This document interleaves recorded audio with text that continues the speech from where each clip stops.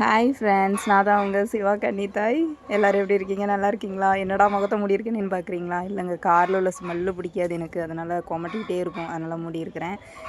நீங்கள் யாரெல்லாம் திருவண்ணாமலை கிரிவலம் போயிருக்கீங்கன்னு சொல்லி உங்களோட அனுபவத்தை பற்றி கமெண்ட்டில் சொல்லுங்கள். இப்போ நாங்கள் முதல் முறையாக நான் போகிறேன். எங்கள் வீட்டில் போவாங்க, சித்ரா பௌர்ணமி அதுமா ஃபேமிலியோடு எங்களை கூட்டிகிட்டு போகிறாங்க. நான் ஒரு தடவை கூட நடந்ததில்லை.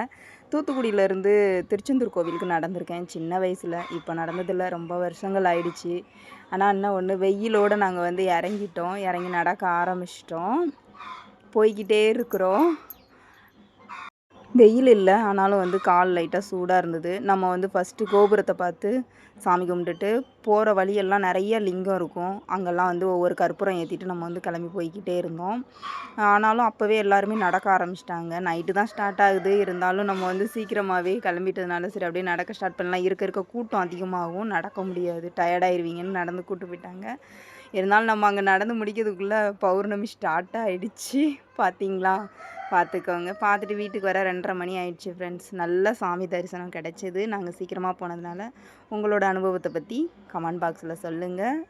நீங்கள்லாம் எங்கே இருந்துலாம் திருவண்ணாமலைக்கு வரீங்க அப்படின்றதும் சொல்லுங்கள். Bye friends.